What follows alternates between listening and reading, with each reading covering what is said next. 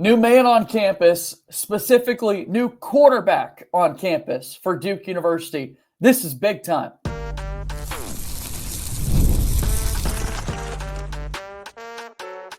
You are Locked On Blue Devils, your daily podcast on the Duke Blue Devils. Part of the Locked On Podcast Network, your team every day. Hello, everybody, and welcome on into another episode of the Locked On Blue Devils podcast. My name is JJ Jackson. It's so great to have you here with us on this Thursday, December 12th, 2024. Locked On Blue Devils is your one-stop shop where we discuss everything going on in the life of Duke athletics. On today's show, we're talking a whole lot about the new quarterback for the Blue Devils, as Darian Mensah, by way of Tulane, has now committed to play football for Duke. The Blue Devils this morning have announced his addition to the team. So they've got a new quarterback following the departures of Maalik Murphy and Grayson Loftis to the transfer portal. We'll talk about all of that, everything football today with our good friend Conor O'Neill from Devils Illustrated. If you have not done so already, please be sure to follow and subscribe to Locked On Blue Devils for free, wherever it is that you get your podcasts. Be sure to leave us a 5-star rating and written review, particularly on the Apple Podcast platform. If that's where you're at, we appreciate all your support there with Locked On Blue Devils. And then you can watch our show each and every day on YouTube. Subscribe to our YouTube family. Like this video. Share it with your friends. Really do appreciate your support here within the Locked On Blue Devils world. Excited to talk about this new quarterback today. Again, Darian Mensah coming over from Tulane. He's got 3 years of eligibility left, and what a dynamic player he was for the Green Wave this past season. Able to use his legs. He throws for 22 touchdown passes, efficient through the air, just a big-time playmaker, and I think he's going to be great, coached by Manny Diaz and this offensive staff. Very, very excited about the addition that he brings to the Duke football program, and we'll start there with our good friend Conor O'Neill, who joins us on the program. We like big-time plays. We like a lot of highlights when you're talking about what to get out of your quarterback position, and anytime you're moving on from a guy who led you to a 9-3 football season, you want to be kind of wowed by the quarterback that comes in. Is it fair for Duke fans to be a little bit wowed by what they're going to get in Darian Mensah, Conor? Yeah, I think so. I think more than anything, you're wowed and encouraged by the room for growth there is with Darian Mensah. Like he's a 1-year starter. He's got, the 1 year under his belt and a redshirt season.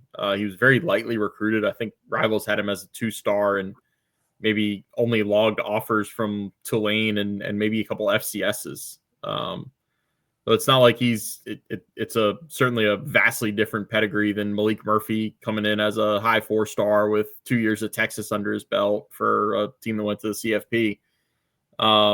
With Darian, I mean, you've got some of the same traits and characteristics. You're still not getting a legit dual threat who's going to run for 600 yards on the ground and that kind of thing, but you're getting a little bit more mobility. And like I said, just to go back to it, I mean, I think the enticing thing here is hearing that Darian values getting a Duke degree.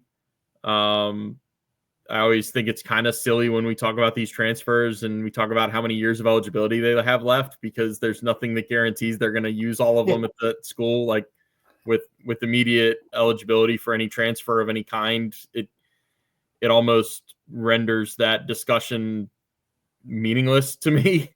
But hearing that he values a degree, I mean, that gives you some optimism that this is not another 1-year rental, that he wants to be a Duke, that he wants to get his degree, that he wants to put in a couple years. He's got 3 of them. So maybe he uses all 3 and maybe takes Duke's football program to the next level and they stay ahead of the school that just hired a 72-year-old curmudgeon as their football coach. Yeah, a lot going on in the world of ACC football, particularly within our state, down the road there in Chapel Hill. Fun things to kind of monitor there. But, I mean, this was pretty quick. We'll get to Maalik Murphy here in just a little bit. But just how rapid this went, I hear a lot of chatter in the world of football these days, and it's becoming more and more true that, in terms of high school recruiting, we focus a lot on basketball recruiting in the Duke side of things, obviously. In many positions, you kind of want to be the last school to get a visit, to be able to kind of make your pitch to this player about what kind of impact they can make at your team. That has been the opposite storyline across the country in this transfer portal. I mean, guys say, I'm going to go here, here, and here. And so frequently, they never make it to those future spots. The first place they go is able to kind of get them locked in and solid. So good for Duke to be there right out of the gates for this. I think it's a maturity thing. And I think when you're a high school kid and you get their last visit, that's when you're in the prime position, because that's the kid that has been wooed by other people. And now you're able to make the great final impression. The kid in the transfer portal who's already been through the high school recruiting process once, even if a kid like Darian, who was lightly recruited, you want to get there first, because that is a kid that probably doesn't, most of the time, that's a kid that doesn't want to be recruited again. He just wants to figure out where he's going to go. Right. Like the joke that I still make a year later, when Shohei Ohtani goes from the Angels and has everybody bidding for his services and just throwing out outrageous numbers, he stays in the same city. He goes to the Dodgers. And it just, like, at the end of the day, guys just don't want to move. Yeah, we saw it this summer with Juan Soto. He doesn't want to move from New York. He just goes from the Yankees to the Mets. These guys just don't want to move. So I think along those lines, like, you don't want to drag the process out when you're in the portal. And it's also, part of it's the timing, because all of these schools, when you enter the portal right away, they want to get you onto campus before Christmas. So they want to hammer you out. They also want to get you in for spring ball, and to be in for spring ball, you have to be enrolled for the spring semester. That enrollment for the spring semester has to occur before, like, it varies school to school, but it usually before it starts. Yeah. Think of the first couple of days of January as the drop dead day. And that's, 3 weeks away right now. It seems far away, but God, December goes by like that. So that's where these schools, I think it's not more pressure than they put on high school kids to get an early commitment and get them locked in and signed up, but it's a different type of pressure. It's like, we want you here in the spring because we want you learning the offense when you're not, 600 miles away and on somebody else's campus doing somebody else's workouts. The visit to Durham clearly paid off. I mean, it worked. Darian Mensah commits to Duke. He's there Tuesday night inside Cameron Indoor Stadium. The Crazies do the infamous "Come Sit With Us" song and dance there, bringing him across the floor to kind of enjoy a little bit of that game with the Cameron Crazies, experience Duke to its absolute fullest, and now he gets the opportunity to be the Blue Devils quarterback. NIL plays a factor in everything, and when you're looking across the board, you could see that this is, according to ESPN and so many other outlets, the number one transfer portal target in the country. How soon, Conor, is it until we're in a world where, like, hey, that figure's kind of known for all of these players? Like, this is what it took to get a player like this to come over? Because right now it's kind of all speculation, and schools aren't really putting it out there what they officially agreed to financially with star players. But you and I are smart enough to understand there was something involved behind this business decision made by Mensah. Oh, absolutely. I saw something said, I think it was even before he went into the portal, that his agents or his agency was founded by Lil Wayne and the grandson of the founder of Anheuser-Busch. Well, there you go. To give you an idea of how we're working with.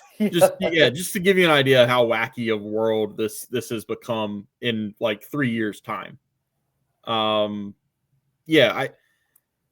counting the days, I'm counting the hours. It's a lot of hours, but until we get some kind of collective bargaining and there can be public contracts with this and there can be multi-year deals, I don't know how that happens, because the players have the power right now. I have such little tolerance, and I spend very little time actually like trying to track down NIL numbers, because everybody has every incentive to lie and nobody has any incentive to be truthful. Yeah. The schools want bigger numbers out there because other potential recruits or other high school recruits can see those numbers and say, well, if they're giving that guy that much, then that's real smart. that's what I can be making, in a year or two. The kids want bigger numbers out there because that's human nature, and you want your friends, your family, you want people to know you're making a lot of money. There's just, like I said, there's no incentive to be truthful when it comes to NIL reporting. I can't stand the On3 evaluations because they're just guesses. They're based on formula that involves Twitter followers and Instagram followers and all that. And I can't wrap my head around placing any significance or importance on how many Twitter followers somebody has. You and I got to step our game up. Go follow us, _JJ_Jackson_ He's at Conor O'Neill _DI. Get the followers up, man. We need our NIL evaluation. My On3 valuation would be negative money. Like I would have to pay somebody to be sponsored by them. Oh, that's good stuff. All right, so Duke has a new quarterback. It's Darian Mensah from Tulane. What type of player is he? What kind of plays can we expect going into next season, and so much more? We start to tackle all of that in just a moment. Locked On Blue Devils here today is brought to you by our friends over at FanDuel. FanDuel, as you know, is America's #1 sports book. You need to make sure that you're ready to tackle all of the NFL action this upcoming week with FanDuel. It starts tonight with Thursday Night Football between the Rams and 49ers. Right now, new customers can bet $5 and get $150 in bonus bets if you win. The FanDuel Sportsbook app gives you everything you need to place live bets on the NFL all in one place. So when you get a hunch in the middle of the game, you can check out the latest stats, view live play-by-play, and so much more on the same page where you place your bets. Again, it's an NFC West matchup tonight between the LA Rams and the San Francisco 49ers. Right now, FanDuel has the Niners favored by a field goal. It's going to be a close game. You want to get in on the action over at FanDuel. Once again, you'll get started with $150 in bonus bets if you win your first $5 bet. That's FanDuel.com. Never waste a hunch and make every moment more with FanDuel, an official sportsbook partner of the NFL and a proud sponsor of Locked On Blue Devils. Okay, so we've got a new quarterback here for Duke football. His name is Darian Mensah. He comes over from Tulane, and he was a big-time playmaker for the Green Wave. Just a highlight reel in so many regards. What type of player, when you kind of look at him, Conor, is Duke getting in Mensah? I think they're getting a good fit for what Jonathan Brewer wants to do offensively. It's a mixture, as we saw this year, of getting the ball vertical, taking one-on-one shots down the field, but also getting the ball out of his hands quickly. It's pop passes. It's, as we discussed many times, a lot of times early in the season, some of your running plays are a screen pass to the slot receiver, like Quayshawn Brown. It goes in the stat book as a pass because the ball went out of the quarterback's hands and forward. It's a run. Like those little pop passes, those are runs that are disguised as passes. So I think you'll see a lot more of that with Darian Mensah. I think you'll see some more RPO.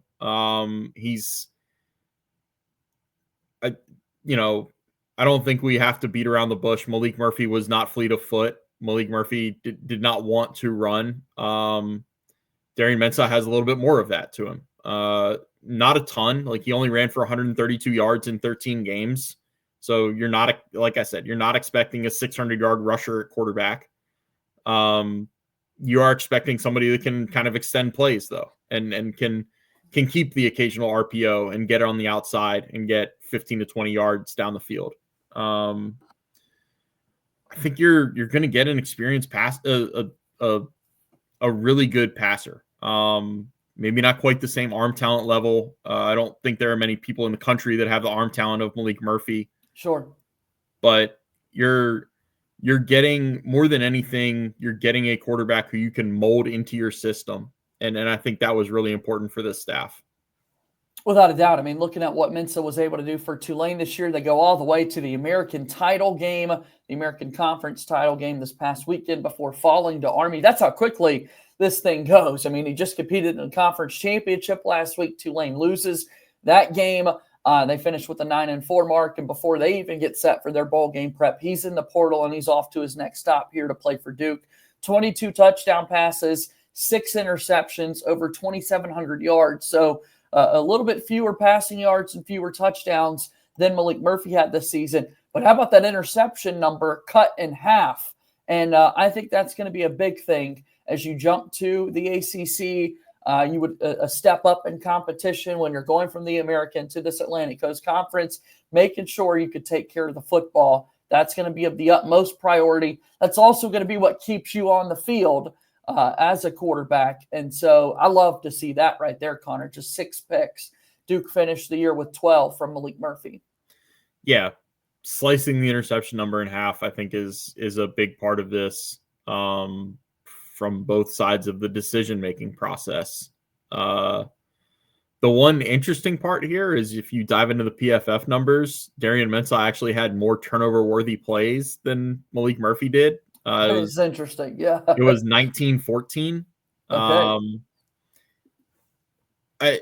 It comes with a disclaimer that like PFF is not the end all be all. It's not the Bible of advanced metrics when it comes to football. I put a lot more stock in Ken Palm than I do PFF to give you a basketball football idea of where I'm coming from. But it is interesting. Like he had 4 turnover worthy plays in the conference championship game against Army. I think he lost a fumble or 2.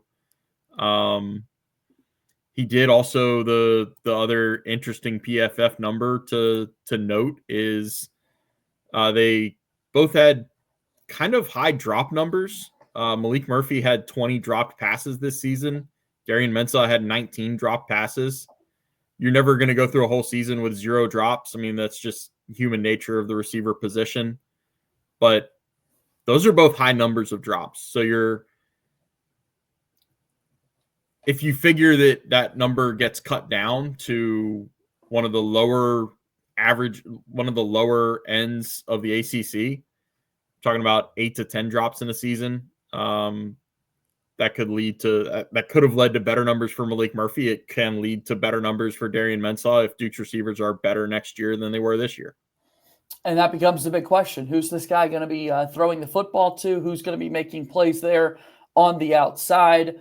Some measurables for Mensah as well, 6'3", 200. So quality size quarterback that you're getting. Again, nobody is kind of the giant that Maalik Murphy was this past season for Duke, but not undersized by any stretch of the imagination. Mensah, native of California, who just finished playing for Tulane and now comes over to Duke. You look at that wide receiver room, Jordan Moore is out, Eli Pankel is out. They no longer have their eligibility to work with. You would imagine big time steps up in roles for the likes of a guy like Quayshawn Brown or Samir Hagans for the Duke football team. And while we're talking portal, it's not out of the ordinary or out of the wide. I think it'd be wise for Duke to kind of look out there and see what kind of playmakers might be available in that wide receiver room. Yeah, Jordan and I from Big J, Little J podcast, we're in agreement. I think Duke brings in 2 portal wide receivers. Hell, one of them was at the game with Darian and standing next to him for the most part, Horatio Fields, who I'm very familiar with because he just played a couple seasons at Wake Forest. He spent 4 there. He missed a year because of injury and redshirted, so he's got 2 years left of eligibility. But yeah, it's the reality started to set in on senior night when you look out there and you see Jordan Moore and Eli Pankel both go through the ceremony. It's like, oh yeah, those guys aren't just going through senior day with the chance of coming back next year. They're done. They're out. And so you start thinking about how many targets, how reliable they were this year, the playmaking skill that they showed all season. Those are 2 big holes on the outside. And so Duke needs Samir Hagans to be consistent. That's where Jordan and I disagree is Samir has had good games over the last 2.5 seasons. He has not put it together as consistently as I think you want to see it. Definitely hasn't done it as consistently as you want for a guy who needs to be a number 1 option or at least needs to be able to be a possibility to be a number 1 option. You're encouraged by Quayshawn Brown and what he has shown. It's it's kind of unfair because Quayshawn Brown was inconsistent this year, but Quayshawn Brown was a second-year guy that was getting a chance for the first time. That's why I talk about him and Samir a little differently. And then I think you're looking at the outside and you're saying you take both of Chase Tyler and Spencer Jones and you say one of those two needs to step up and become a legitimate ACC receiver that we can throw deep shots to, that we can throw a 3rd and 8 hitch to, and if he happens to catch it short of the line, he can break a tackle and get us 10 yards and get a first down. At least one of those two guys needs to become that. If both of them become it, great. Yeah. But yeah, you're looking at that receiver room and you're saying, okay, we've got some issues here, but the flip side of it is we've got some targets to sell. Like we've got big time roles to sell. We're not trying to go into the transfer portal and recruit guys and they look at our roster and see, well, you're already kind of locked into giving this guy this many snaps, this guy this many targets. There's a lot of snaps and a lot of targets to be had in that Duke receiver room. And so that's where it's kind of like going to the basketball portal and you've got a lot of shots to offer guys. Like you've got a lot of minutes. Absolutely. You're not, from that standpoint, you're not Duke basketball and you're not sitting there trying to recruit guys in the transfer portal and you're trying to get them to ignore the five stars that are coming in the freshman class. Yeah. It's like, come on, we got spots for you. Exactly. Yeah, I love that. Yeah, we're, it's more like we're Louisville. We need an entire new roster here when it comes to the receiver spot. I love that. All right. Well, so Duke is in this position at quarterback specifically with Mensah joining because Maalik Murphy, who just led this team to a 9-3 season, entering the transfer portal. The latest on Murphy and a couple of other things when we come back here on this episode of Locked On Blue Devils.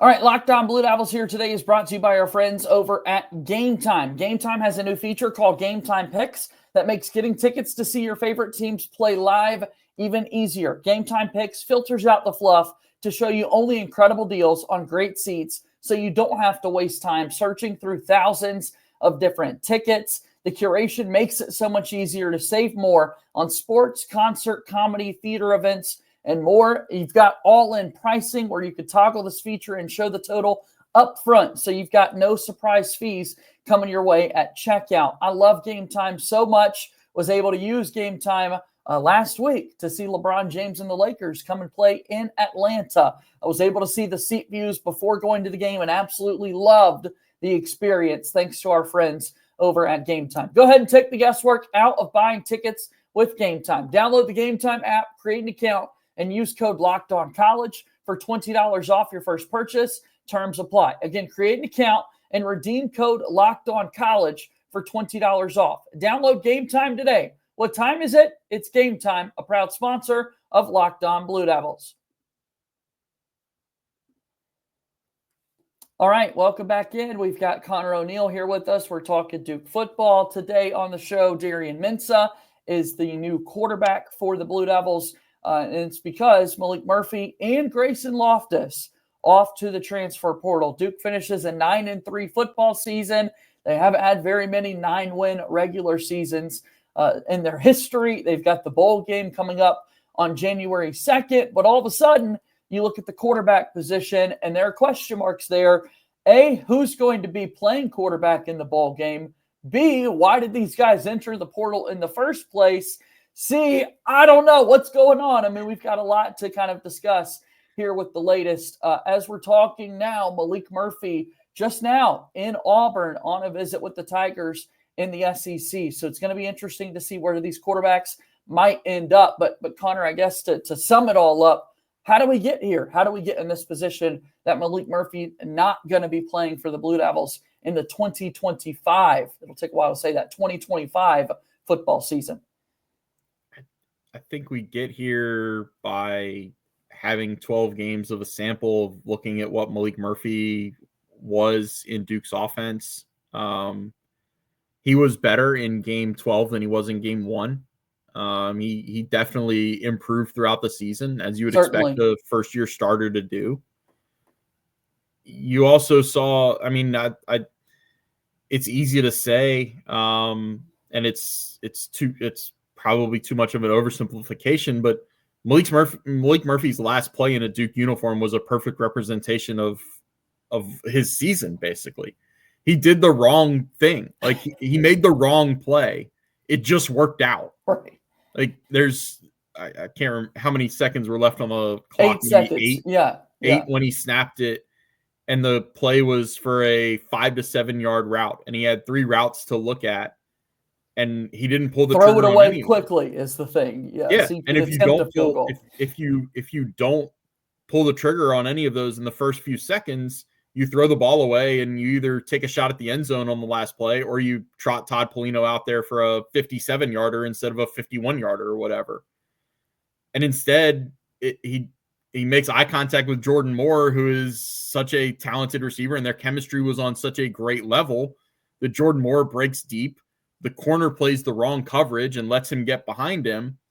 And then the safety is not on that side of the field because he's covering a tight end who just happened to be running down the middle post. Yeah. And that's how you score a touchdown and win the game. And it's a walk-off score, and it's great. And when you see when you see that line in the box score, you think, man, this is a remarkable play. It was the wrong play. Like there's no denying. Maalik Murphy even told us that in the post game. Like, he made a mistake. He stayed on his second read way too long. It just happened to work out. So that's a great play. I'm not taking anything away from Duke's win in that game. This is not sour grapes from my covering of Wake Forest also. But it gives you a peek into what Duke's staff was having to navigate with coaching Maalik this year. I can't speak for the staff. Yeah. I know if I'm an offensive coordinator, I don't know if I want to sign up for a second year of that. Like, that's kind of the hard and fast truth of it. Sure.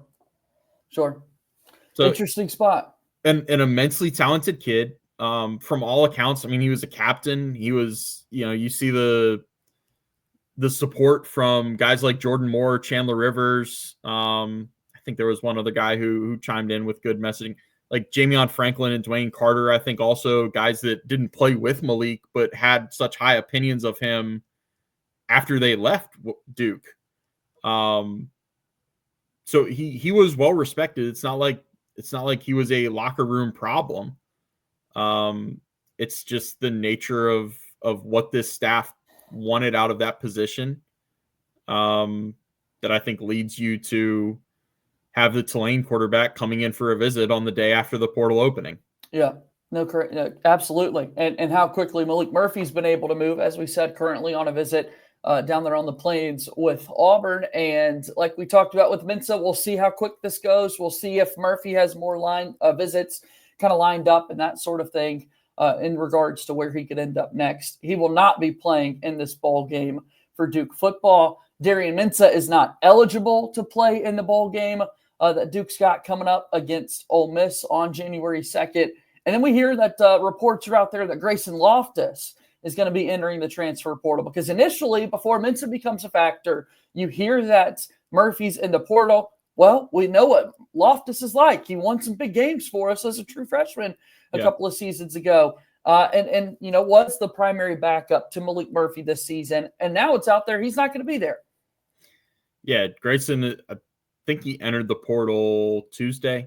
It's Steeman Henry Beelan time in the bowl game. Yeah. That's I can tell you that as John Shire stepped off the platform after his press conference on Tuesday night, I asked him if he could quarterback in the bowl game, and he laughed and said no. He will not be playing quarterback. So John Shire is not coming out of ruled out. Yeah. I can rule out John Shire. I can rule out Maalik Murphy and Grayson Loftis. It's going to be Henry Beelan. And honestly, the backup quarterback, I'm sure you prepare like some of the other guys, Donald Tomlin, and I think Rent Monty is the name in there. But honestly, I think you prepare Jordan Moore and maybe give Jordan Moore some packages where he is back at the quarterback position in his last game in a Duke uniform. How fun would that be? I'd love to see that. That's That'd be the awesome. bowl game storyline that I care about at this point. Yeah, let Jomo get back at quarterback. Yeah, I hadn't even thought about that yet, but let's make that happen. That's great. Well, look, we've got a lot of storylines and things to be following this time of year. So grateful for the time, Conor. How can people best support you over there in the Duke Rivals world?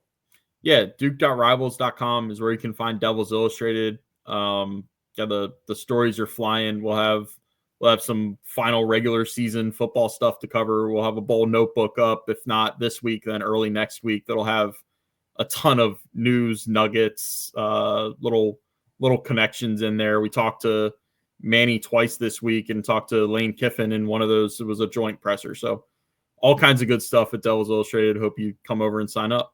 We'd love to hear it. Thanks for the time, Conor. We'll do this again soon, okay? Thanks, JJ.